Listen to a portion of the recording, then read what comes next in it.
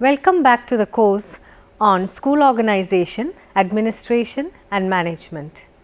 In this session, we will have a discussion on educational leadership, under which we will discuss on the principles of leadership, core responsibilities of school leadership, the headmaster as a leader, qualities of a good leader, difference between academic management and academic leadership, difference between educational management and educational leadership.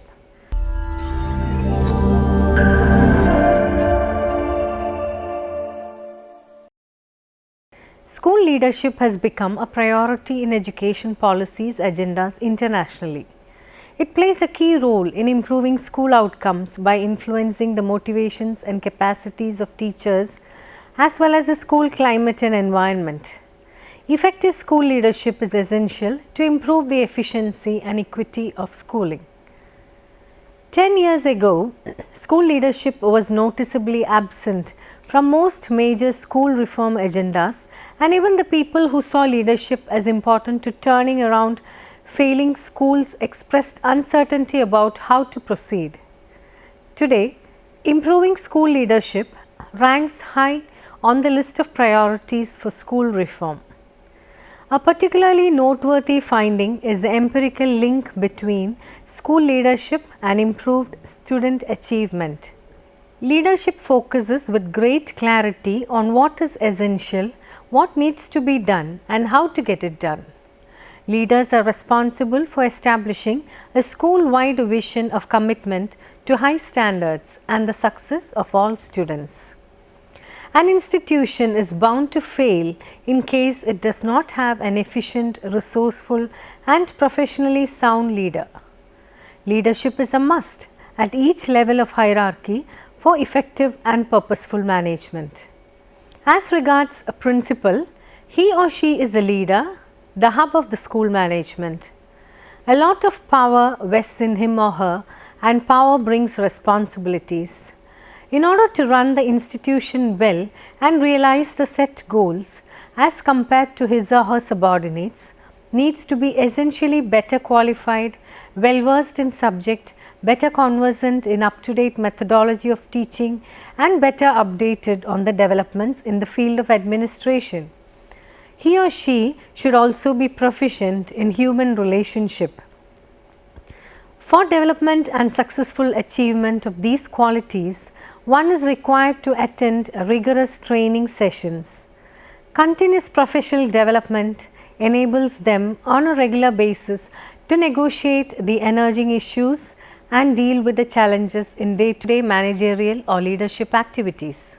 Educational leadership. Effective school leadership is essential to improve teaching and learning within each school and to connect the individual school to the outside world. Leadership is a process of social influence in which one person can enlist the aid and support of others in the accomplishment of a common task. Leadership is simply the ability of a person to influence and direct the behavior of a group for satisfying certain predetermined objectives. Educational leadership is a term applied to school administrations that strive to create a positive change in educational policy and processes. Educational leaders are trained to advance and improve educational systems or institutions. Educational leadership is a relationship that influences organizational members to work toward achieving organizational goals. Usually, we talk about two types of educational leadership. The first one is instructional leadership. Instructional leaders focus creating a learning climate free of disruption, a system of teaching clear objectives and high teacher expectations for teachers and students. If leadership is instructional, the relationship is oriented towards improvement of instructional, curricular and assessment practices to improve pedagogical utility and to raise student achievement. The second one is transformational leadership. It influences followers to go beyond normal work requirements and strive to reach their fullest potential to advance the work of the school. While principals are central agents in this type of leadership, teachers are equally capable and important inspirational sources. Transformational leaders are tied to such actions as engaging with their teaching staff and inspiring them, creating high levels of energy and commitment, creating a sense of moral purpose, and establishing an environment in which people can collaborate together to overcome challenges and reach goals. Let us now see some of the principles of leadership. Know yourself and seek self-improvement. Be technically proficient. Seek responsibility and take responsibility for your actions. Make sound and timely decisions. Set the example. Know your people and look out for their well-being. Keep your people informed. Develop a sense of accountability, ownership and responsibility in your people. Ensure that tasks are understood, supervised and accomplished. Leadership responsibilities that have consistently been identified as associated with improved student outcomes are: the first one, leadership focused on supporting, evaluating and developing teacher quality is widely recognized as a core component of effective leadership. Teacher quality is perhaps the most important school level determinant of student performance. The leadership responsibilities associated with improved teacher quality include coordinating the curriculum and teaching program, monitoring and evaluating teacher practice, promoting teacher professional development and supporting collaborative work cultures. The second one is school leadership that concentrates on setting learning objectives and implementing intelligent assessment systems has been found to help students develop their full potential. Aligning instruction with national standards, setting school goals for student performance, measuring progress against those goals and making adjustments in the school program to improve individual and overall performance are the dynamic aspects of managing curriculum and instruction. School leaders' purposeful use of data is essential to ensure that attention is being paid to the progress of every student. Thirdly, with increased school autonomy policies, school leaders have more and more discretion over human and financial resource management. The strategic use of resources and their alignment with pedagogical purposes are key to focusing all operational activities within the school on the objective of improving teaching and learning. Fourth, recent research by Pont, Noosh and Hopkins 2008 has highlighted the benefits of school leadership beyond the school borders. Various leadership engagements beyond the school in partnerships with other schools, communities, social agencies, universities and policy makers can increase professional learning, enhance improved through mutual assistance and create greater cohesion among all those concerned with the achievement and well-being of every child. Let us discuss some of the core responsibilities of school leadership. The first one being supporting, evaluating and developing teacher quality. An essential function of school leadership is to foster organizational learning, that is, to build the capacity of the school for high performance and continuous improvement through management of the curriculum and teaching program, development of staff and creating the climate and conditions for collective learning. The second one being goal setting, assessment and accountability.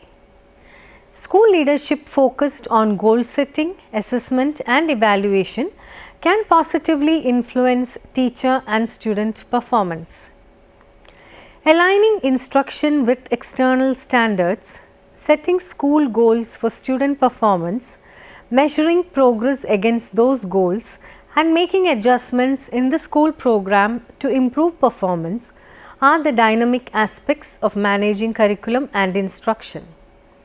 School leaders play a key role in integrating external and internal accountability systems by supporting their teaching staff in aligning instruction with agreed learning goals and performance standards. The third one is strategic resource management. In increasingly autonomous school systems, school leaders have more and more discretion over human and financial resource management. The strategic use of resources and their alignment with pedagogical purposes can help to focus all operational activities within the school on the objective of improving teaching and learning.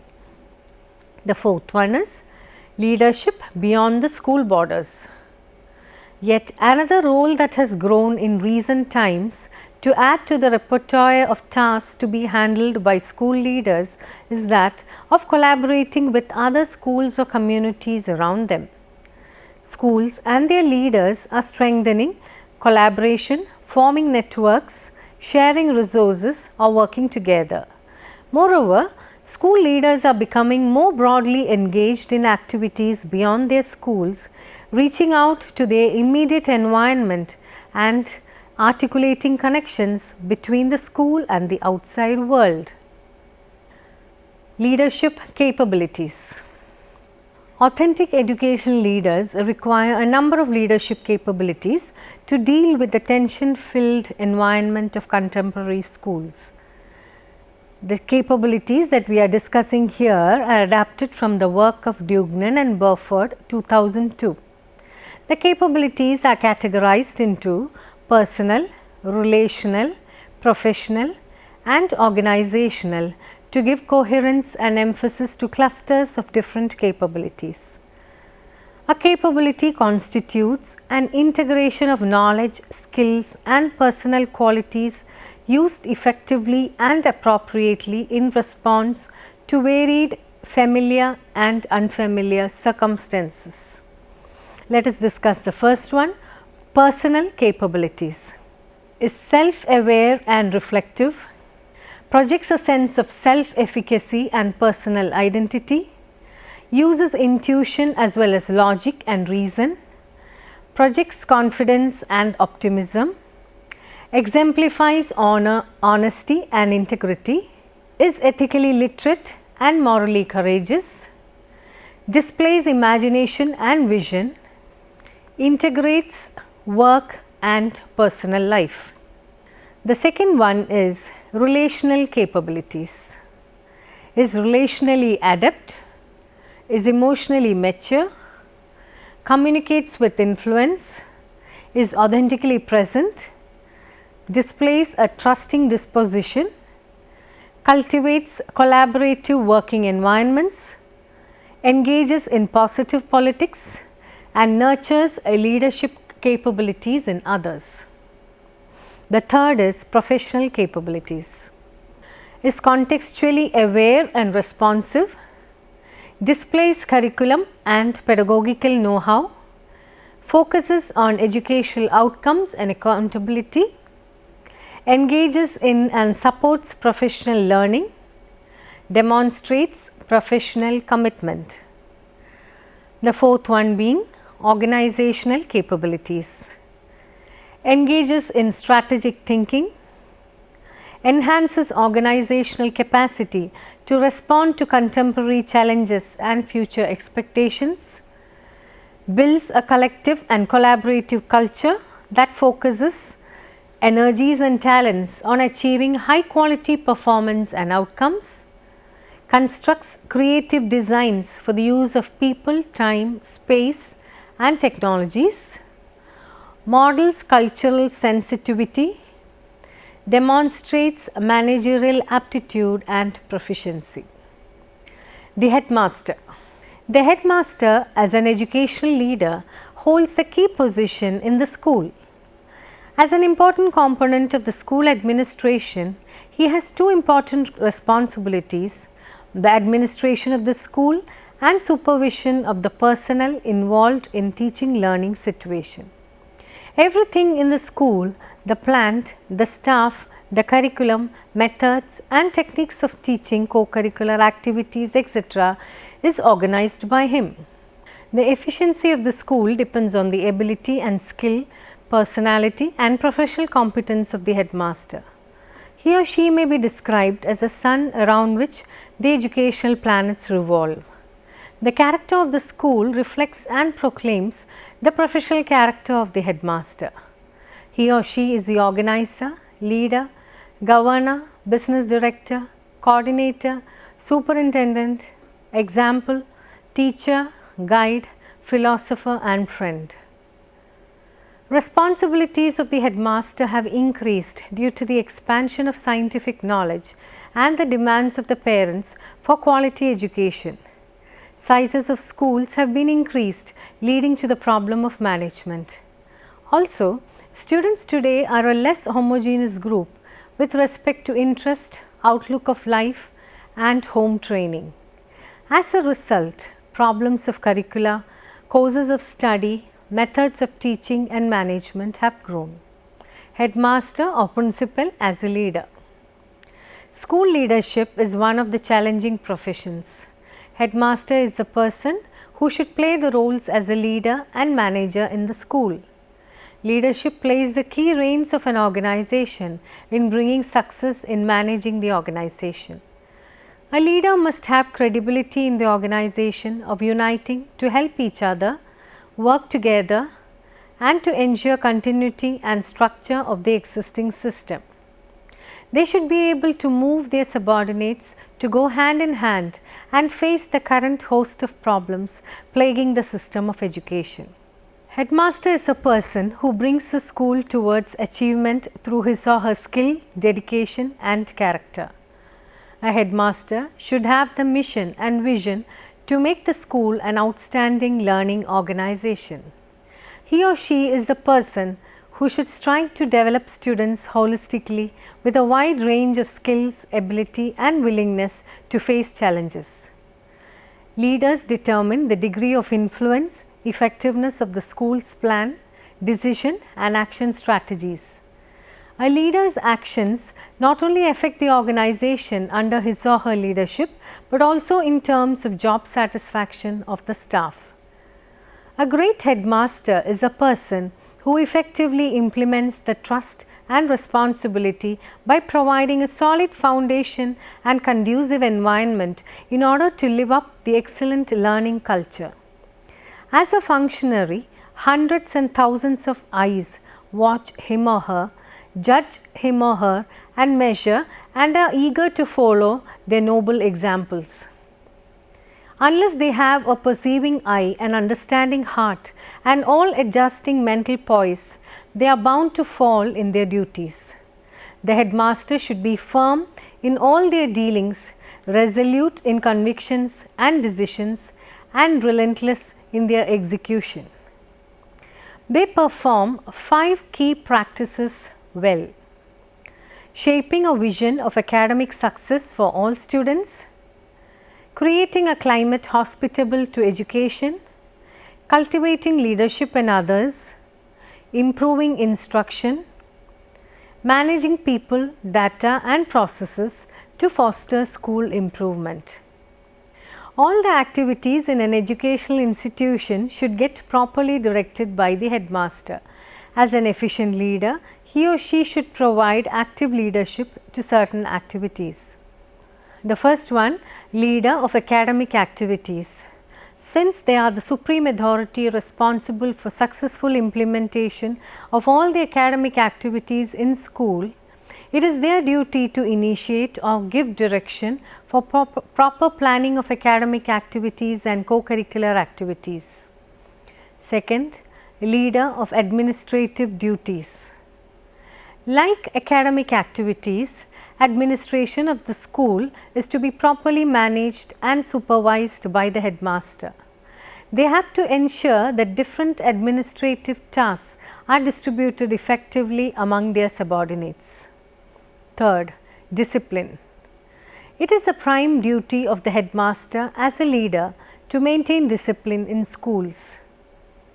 His or her inability to lead a school will result in disruptive behavior. Human management.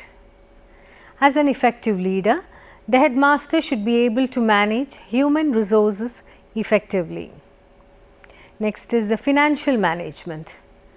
All financial transactions in a school are issued in their name and it is to be subjected to the final approval of the headmaster. The principal as a leader is challenged to develop a distinctive mission with a long-term plan with a set of quality policies, plans and strategies. Other important challenges are involving everybody in an environment of equality.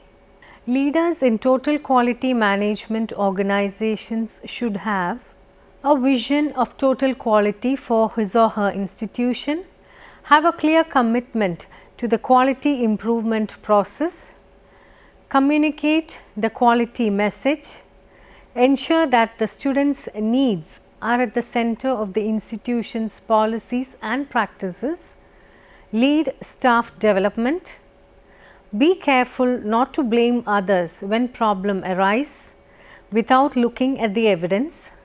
Most problems result from institutional policies, not staff failure. Lead innovations within institutions.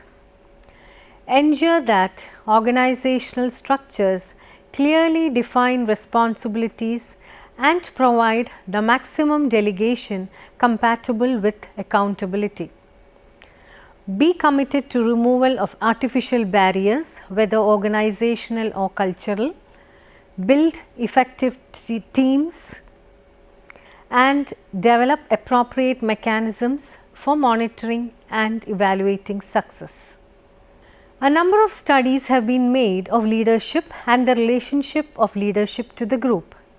Myers, after making an extensive analysis of his studies, proposed certain generalizations like leadership is a product of interaction, leadership cannot be structured in advance, a leader in one situation will not automatically be a leader in another situation, leadership does not result from a status position, but rather from how a person behaves in an organization. Whether a person is a leader in a group depends upon the group's perception of him or her. The way a leader perceives his or her role determines his or her actions. Most groups have more than one person occupying the leadership role. Leadership fosters positive sentiments toward the group, activity and persons in the group. Leadership may be democratic or autocratic. Leadership protects the critical group norms. Program development that involves only persons of a single position is not as comprehensive or lasting as that which involves people of various positions in the organization. Now, let us summarize what we have just discussed. Leadership in education implies efficient and effective ways of achieving the institutional goals. An educational leader is one who makes willingly all efforts on achieving institutional goals by influencing and making others strive for the same. In this class on educational leadership, we had a discussion on the principles of leadership, core responsibilities of school leadership, the headmaster as a leader and qualities of a good leader. A number of leadership capabilities grouped into 4 categories: personal, relational, professional and organizational were also discussed. Thank you for watching this session. We will meet again with another topic. Till then, goodbye.